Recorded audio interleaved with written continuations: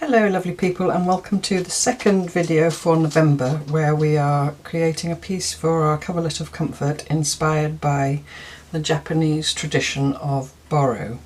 I just wanted to read you a little, before I say that, a couple of people have asked about getting this book. I'm not sure you can because it was an exhibition catalogue, but I don't know if you can find it second-hand online if you look. I'll just tell you the details of the exhibition. It was at Somerset House in London, and I can't remember the year, in April 2014. And the exhibition was called Boro Threads of Life. So I don't know if you can find that second-hand somewhere, but I borrowed this from a friend. Chuckling again at borrowing it, sorry. I don't know why that amuses me so much.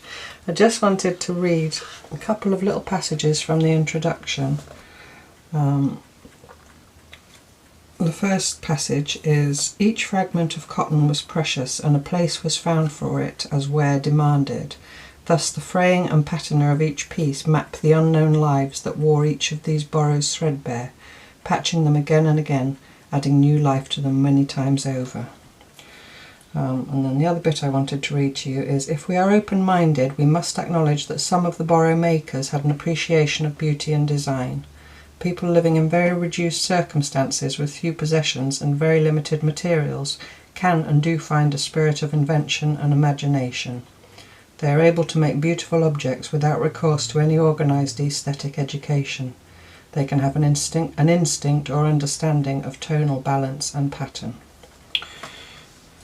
So yeah, I just wanted to read those two because my theme for this week, if I have a theme really, is looking at the traditional stitching within the Boro and being inspired by that. And I'm going to go on and do my own kind of stitching, and I encourage you to go on and do your own kind of stitching as well. But I just thought, for a base layer, let's look at what is done traditionally and, you know, put some of that into our piece as a way of honouring all those stitchers in rural Japan in centuries gone by, and how they stitched. Now if you look at some of these examples in this book, I've marked some, the stitching, I hope you can see, is, just move my cup of tea, I don't want to spill it on this book, it's not mine. The stitching is quite minimal. So if you look at this piece here, you'll see that there is stitching around the edges of some of the patches, almost always in a white or off-white thread. Sometimes you see an indigo dyed thread or a darker tan or so. It's predominantly the indigo blue because that was the cloth that they would have had available to them, but also, actually they were forbidden to wear bright colours. But also you'll see sort of natural earth tones patched in among as well. But anyway, back to the stitching. So you'll see stitching outlining patches, and if you see, it's hard to see in the photographs, but if you look at Boro in real life, you will see that some of the patches are left raw edge, but other patches have their edges turned under. And I guess that would just be a decision within the hands of the maker with regards to the structure of the cloth. You know, if it was a sturdier cloth, then maybe you'd leave it raw edge so as not to create bulk in the seam, or so as not to you know, waste that precious bit that you'd otherwise turn under. But if it was a very thin, worn piece of cloth, then you might have to turn the edge under in order to patch it on so that it was sturdy enough. So I was just thinking about those little decisions that people would have made, listening to their materials, listening to the cloth, and doing what's necessary. So you see the outline stitching quite often just around the edges of a patch. If the patch is sturdy, that was possibly all it needed to do its work. And in other places you might see stitching within the piece, like here. I hope you can see, I will zoom you in. In fact, actually, let me show you this on the other facing page. It's a closer up image, I think. Here you'll see that they've just stitched up and down, and then they've gone across, and then they've stitched up and down and up and down. It's a kind of a darning, but they haven't then threaded through, you know, going in the other direction, but they've stitched very close together over an area of the cloth that would have been quite worn. And here again, down here, you see quite clearly that they've just gone up and then they've done a big stitch on the surface to get them to the next place they needed to stitch, and they've gone along. And I'm actually wondering here if they've stitched in this direction and then they've just stitched a little bit that way just to use up that last precious bit of thread, rather than cutting it off and, you know, throwing away a piece that's not useful to use elsewhere. That's just a supposition on my part, because I do that. So I encourage you to think about the decisions that you make when you're stitching, and, you know, maybe feel a connection to these other people who have stitched this, and maybe they've made those same decisions with regards to the materials. So although most of us are not restricted in our access to materials by poverty these days, we can restrict ourselves. The things I've talked about before, you know, on environmental concerns and using what you have. And in fact, the Japanese word motonai, I'll put it on the screen so you can see how it's spelt, means valuing tiny little pieces, the preciousness of those tiny little fragments. And in this case we're talking about cloth, but that could relate to anything. So yeah, so we'll look at doing some of that kind of stitching on our piece. And then I've marked here, this is actually a garment, and again you can see the stitching around the edge, and then this, it's almost just, it looks random, but I'm nearly certain that there's a reason why that stitcher stitched in those areas, probably to reinforce the cloth in some way. And the other thing you won't see in traditional Japanese Boro, and there are very few surviving examples, is what we think of these days when we say Sashiko. When we say Sashiko these days, we think of those marked out patterns, you know, those very regular geometric patterns. Sashiko literally means little stabs, and it refers to the action of stitching. It doesn't traditionally refer specifically to those patterns, that's just something it's come to mean. So the stitching on this Boro garment here is Sashiko, you know, if you're going to be pedantic about it, which I'm inclined to be. I think terms are important. At least it's important to understand their origins before you start, you know, I mean obviously meanings evolve and so on, but anyway. So I've got a couple of other pieces marked. This one here, this has got quite a lot of neutral coloured cloth in, but here you can see that the stitching is going in all directions, not straight lines at all. Some of them are going in really odd directions, but again, I mean, it may have just been the whimsy of the maker, of course that's possible. They're not, like you see in Cantha embroidery, forms of animals or birds or anything like that, or geometric forms. They're abstract, and I would suspect that it's more likely that that is to reinforce areas of cloth, so that was listening to the cloth and doing what was needed. So that's that kind of stitching. And I've marked one more in here. This one here, yeah. This one does have lines and lines all going through, and then an odd line going across, and that's probably because the cloth was very fragile and it needed it, but this looks more like Cantha. In Cantha, we looked at Cantha embroidery last year when we did the stitch journal, and we've also looked at Cantha embroidery within the coverlet of comfort, and so you will know, if you didn't know before, that Cantha is far more than just those parallel lines of running stitch that these days are referred to as Cantha stitching. There's much more to it than that, but you know, these parallel lines of running stitch are to hold all those layers together. So that's the book, as far as I dare show you without getting into trouble. This was my piece that I showed you last week, so although I think you can see its relationship to Boro, that it's inspired by, the stitching on it is very different, because I've used all different coloured threads out of my Tangley nest, and mostly it's stitching going one way and then here and there stitching going in the other direction.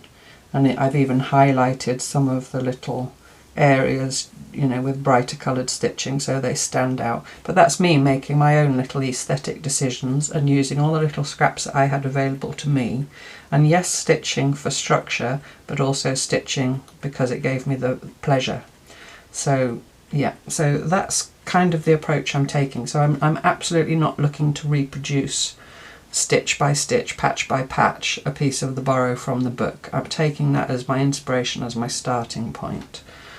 So what I have done a little bit of stitching already, just because I couldn't help it, because it was just so inviting.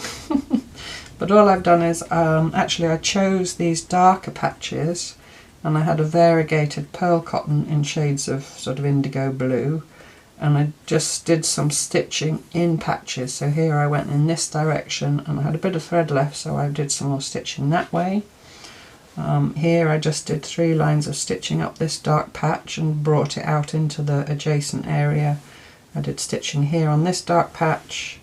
This little patch I just sort of overcast stitch around the edge of it, and this little patch here I went up and down. So I kind of just picked out all those dark areas and did some stitching on them. That's all I've done. So I think what I want to do today is do some of that stitching like we just saw, so maybe outline stitch some of these odd shaped patches, and let's just see where we get to. So I have got now in my needle, this is some vintage French mending cotton, but just whatever cotton you've got, you absolutely don't need to rush out and buy proper Sashiko thread or anything like that. Just use whatever you've got. That's the spirit of Motonai, of valuing every precious little scrap, valuing the materials. So I've got some of that in my needle, just a little length. It's what happened to be wrapped around the thing. And I'm gonna, I think, just going to outline this little patch here because it's an odd shape. So I'm going to just come maybe 1/8 of an inch inside. So the stitching this month is not going to be particularly fancy, but it is going to be meaningful, hopefully, and enjoyable. And I'm just going to outline stitch all the way around. And I stitch in my own way. You know, I'm not stitching in the traditional Japanese way. They have a very long needle and a leather thimble towards the palm of their hand, and they load the stitches and push like that. I'm just going to stitch my own way because that's what I want to do. Fred hair. It's been laying on the back of the sofa and he's been laying on it. So I'm just going to turn and follow the angle of this piece as if there was a hole here, and I'm just patching this piece on. There was a hole in this object, whatever it was, and I found a little patch of precious indigo dyed cloth, and I'm just stitching it on to cover the hole. And you can be as neat with your stitches, or as, you know, whatever as you want. If you want to do bigger stitches, or if you want to attempt to do the tiny little stitches that you can achieve if you Sashiko stitch, because when you Sashiko stitch you load the needle like this and you can get maybe we'll do a few since I'm doing it anyway. I mean, I'm not holding it properly and it's the wrong kind of needle and all that, but just to give you the idea. And then you pull the cloth back, so you see you get these much smaller stitches. But I generally prefer to take one stitch at a time, so that's what I'm going to do.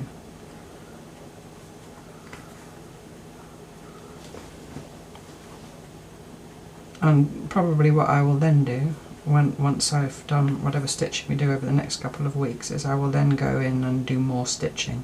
I can't leave areas unstitched, it goes against the grain. Right, so I'm going to do that.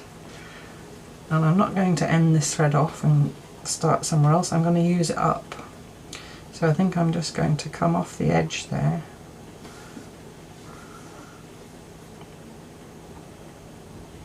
and just maybe come out in a straight line, a few stitches at once.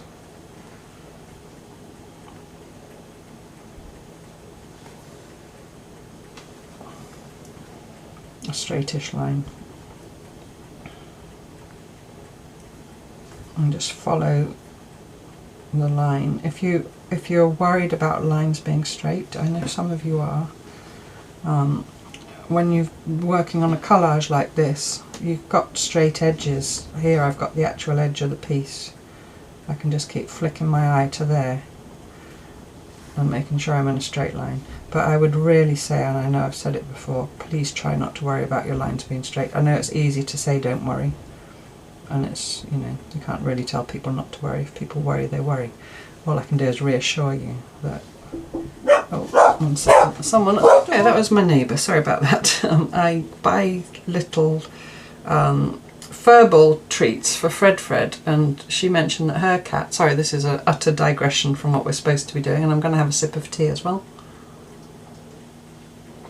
And she mentioned that her cat had furballs. So for a little while now, when I've been buying them, I've been buying double and giving her some for her cat, and she always tries to pay me for them, and I always insist no, because she obviously feeds Fred when I'm away, and it's just a little way of saying thank you. So I'd got some yesterday, and this morning I posted her 2 packets that last a couple of months through her letterbox, because, you know, there was no signs of movement and I didn't want to disturb her, and she was just coming around to say thank you and again to try to pay for them.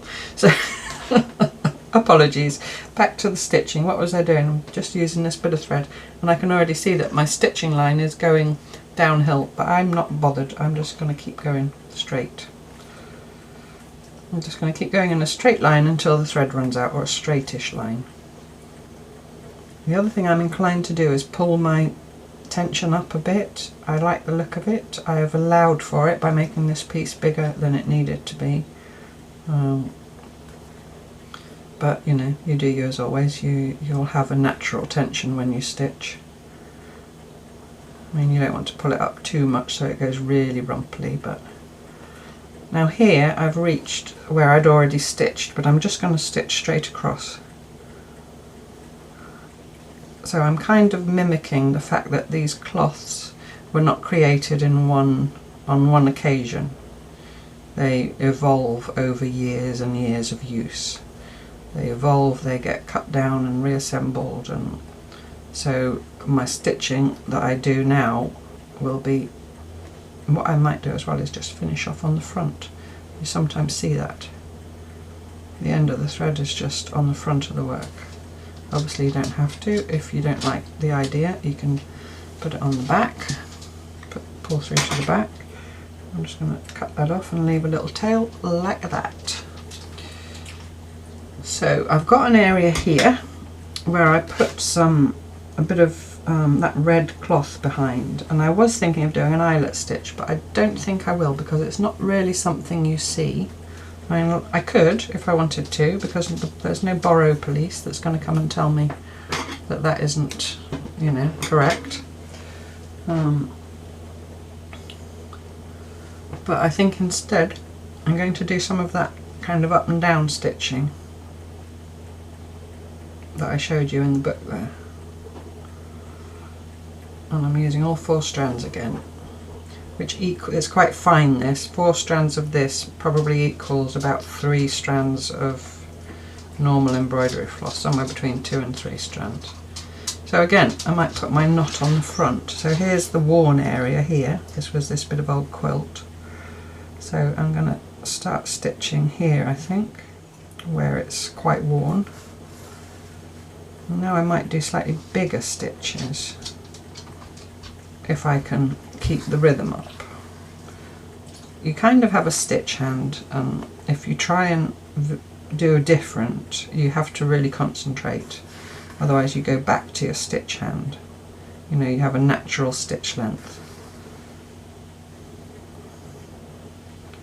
So I can still see wear there. I'm going to just stitch on into this adjacent patch. And now I've got here, I'm going to turn, and I'm going to do quite a big stitch to get myself across to come back this way, like that.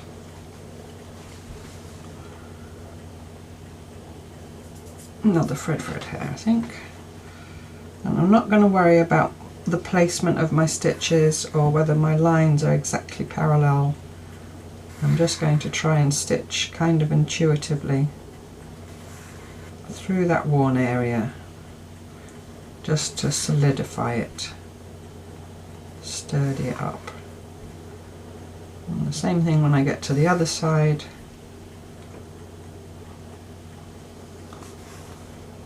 Turn again.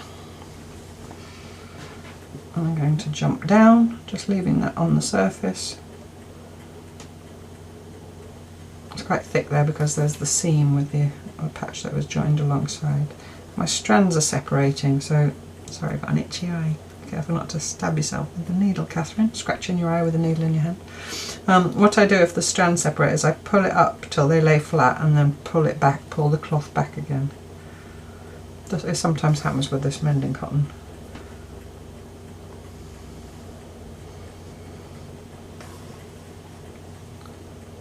And then just go back the other way.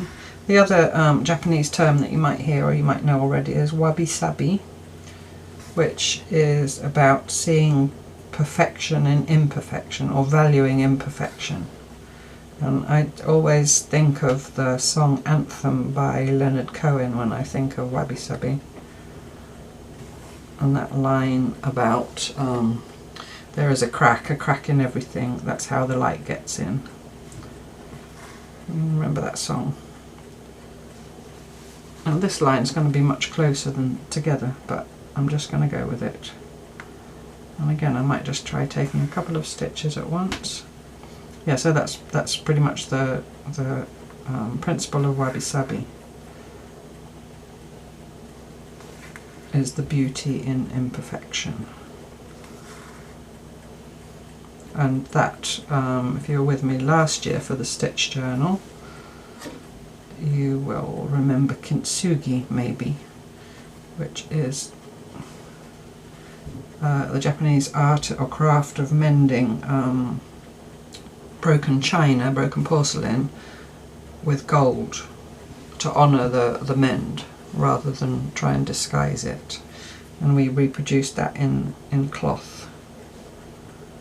In the Stitch Journal, kintsugi is within the concept of wabi-sabi. So again, I'm just going to keep going with this bit of thread and my quite big stitches until the bit of thread's now. I'm now going over this other adjacent bit of blue, but I'm just going to stitch on.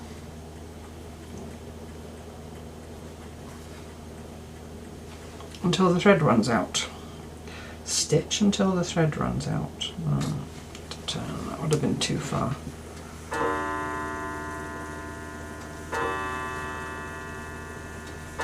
And the clock's going to chime 10.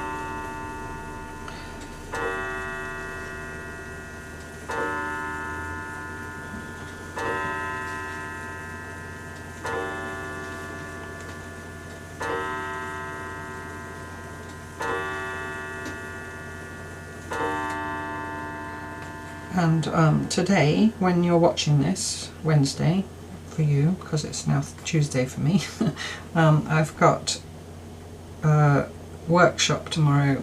Sorry, this morning I will have had my second Slow Stitch monthly workshop, and we are looking at, as luck would have it, or by chance or design, Japanese Boro. So I talked last month when I did my Stitch Meditation Scroll video about doing a video after the Slow Stitch session to include you all in that. But this whole month in the Coverlet of Comfort is Boro, which is what I'll be talking about tomorrow. Tomorrow for me, it will already have happened by the time you see this. Right, so there, I've just got to the end. I'm going to end off on the front again. I've got a tiny bit left, might just get away with it. There. So there's that, with the turning stitches visible. Right, now let's have a little look-see. So just have a little, when you've done something like that, have a sip of your tea, have a little breather, give your hands a stretch if you've got hand issues. There are a couple of other suggestions in the comments last time One of which was stay hydrated, because it's good for your joints and it's good for everything.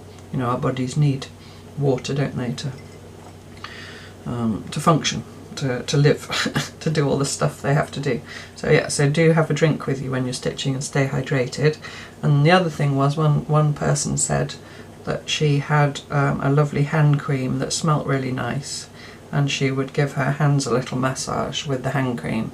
And then obviously if you then want to stitch, you would have to wait for the hand cream to soak in. But I know some hand creams soak in quicker than others, so try and find a nice one and give your hands a little massage. So yeah, so that was, thank you for that. It's lovely that you all chat in the comments as well and share, and you know, we're all here for each other, aren't we? So I'm going to get another length of my thread, and I think I'm going to do some of those little tiny stitches just in an area that I showed you to well, I can get this through the needle. I'm just going to take a short piece, not a lazy girl piece. So I want to choose somewhere, oh excuse me, I want to choose somewhere that's quite thin so that I can get my stitches closer together. So I'm sort of looking for an area that might be one of those really worn areas. So on your own cloth you can, you know, have a feel and have a look and choose somewhere where you've got a very fine cloth and not much layers. Like I think here, this bit of old sheet is quite worn, and there is only that one layer plus my backing there. So I think that's quite a good candidate. So I'm just going to come up here somewhere, anywhere. And now I'm not going to do the proper Sashiko thing because it's not a Sashiko needle and I don't have a Sashiko thimble. But I am going to try and take just some little, as many as I can on this little tiny needle, which is actually a Japanese needle because that's what I always use, a tulip needle. Do you see how it's bunched up and then you just pull it back? And you can get tulip Sashiko needles.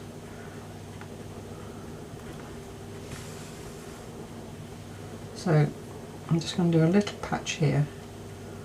I think I'm going to have it a random shape. Oh, there I took a big stitch. How did that happen? Never mind, we'll leave that in, it's all part of the story. One of the joys, one of the many joys of this kind of slow stitch style of working is that there are no mistakes. It's all part of the story, it's all part of the process. So I'm going to come in there and I'm going to go in, I'm going to make my next line a bit shorter, so I'm going to come in a bit and quite close together, about 1/8 of an inch apart. So what I'm thinking here is that there's a little patch of really worn cloth that needs to be reinforced to the cloth that's underneath it.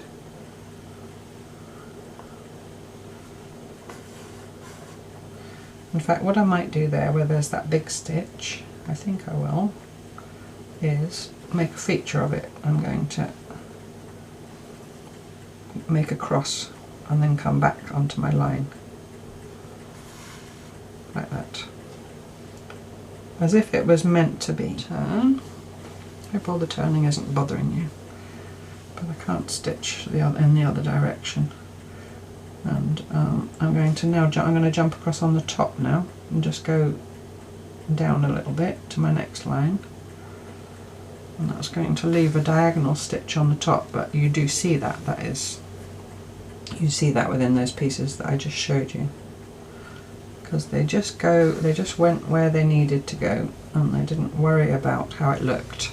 And then I look at that now, and many of us look at that now and find it beautiful. So let's do some of it and not get precious about hiding our stitches on the back or making sure they're all the same length or worrying about burying our knots or any of that other stuff. Although I did come through from the back and leave the knot on the back, that was just habit. I think I'm going to go a bit further with this line here. So if this cloth was unevenly worn, I would be feeling for where it was more worn and where it needed this stitching, and that's where I'd be focusing my stitching. I wouldn't be stitching in areas that didn't need it because I wouldn't have thread to waste. So that's kind of what I'm mimicking. Yeah, so I'm looking forward to my second session tomorrow. We're doing 3 sessions this year, and so the first session was the stitch meditation scrolls, which were to talk about the meditative element of slow stitch, which I think is maybe one of the, well, everything's important, there's no point in classifying things in order of importance, which is an important aspect of it.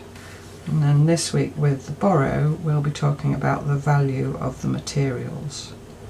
So I can say it now because the participants will already have had it by the time if they rush home and watch this. I know some of them do watch me.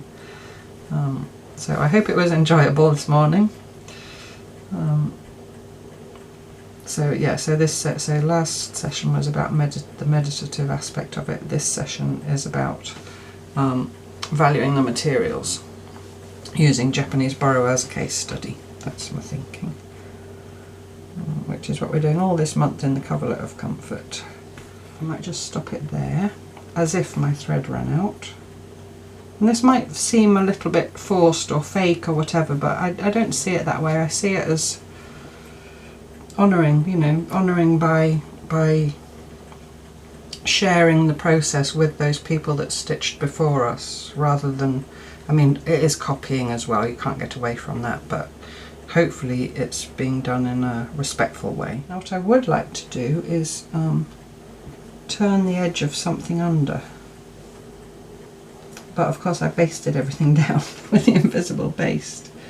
Just seeing if there's anywhere that's a likely candidate. What I'm going to do is I'm going to go up to this piece here, get my scissors, and I'm just going to snip just through the invisible baste that's along that edge.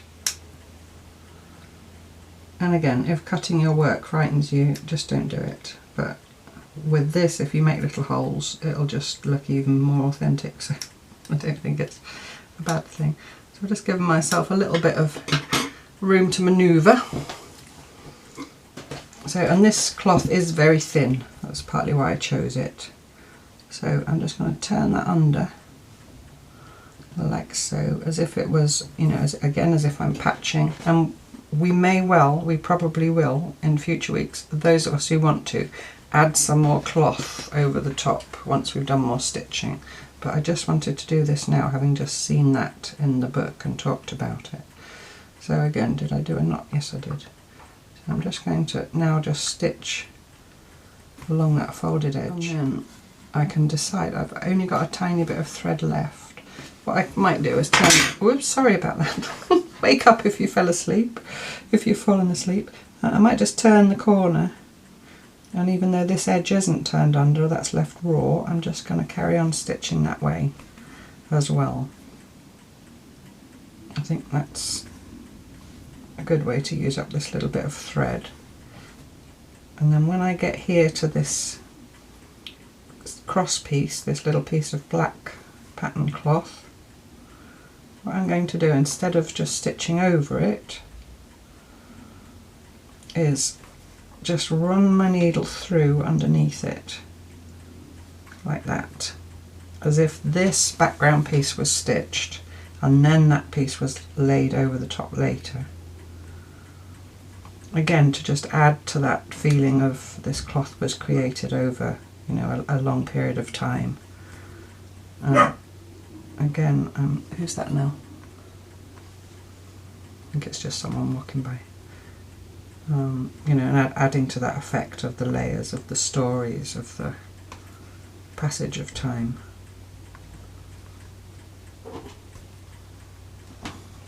It's this cotton lawn here behind here that's resistant to the needle. It's very fine, but it's quite hard to stitch through. Which just goes to show it's not necessarily about the thickness of the thread, it's also about the the weave and the type of cotton. Come on now. I don't know why that's got stuck. There we go. There we go. So I think that is a good start. So homework, I'm going to go away and just do more of the same really. I'm going to do, yeah, some outlining. I might turn another couple of edges under, but I'm not looking to cover the whole piece with stitching at this stage. If you go ahead and you do cover the whole piece with stitching, that's absolutely fine. You can either say that's you done for the month, or you can just then come back in subsequent weeks and put more stuff over the top. You can't do too much with this. You know, you can just keep adding to it and adding to it. But I'm going to sort of dot those little things that I've done about here and there and leave a bit of space in between. So maybe what I've done now, I might do the same amount again. I might do a bit more outlining of patches, that kind of thing. So I hope that's okay, and I hope you enjoyed that, and I hope you're enjoying stitching on your piece. I know many of you reported that you were it was joyous that it was Boro. It was just the thing, especially for those of us here in the Northern Hemisphere going into the you know, darker evenings. It's just lovely, mindful, just a lovely mindful project to stitch on. So there we go. Have a lovely week. Friday's video will be Park Home Life, and I did take a little trip at the weekend, and that's coming up. I'm going to share that with you. Oh, Midsomer Quilting. I'll read it again. You're probably fed up of hearing it. Midsomer, but some people only watch this video, the Wednesday video, and I don't think I've mentioned it on Wednesday yet. Midsomer Quilting is a fabric shop near Chilcompton, and they are celebrating their 21st anniversary this year. And they're having an exhibition of the work of 21 former tutors, of which I am one. So 4 pieces of work of mine will be on display along with 20 other people. And it opens on the 14th of November and goes till the 22nd of December.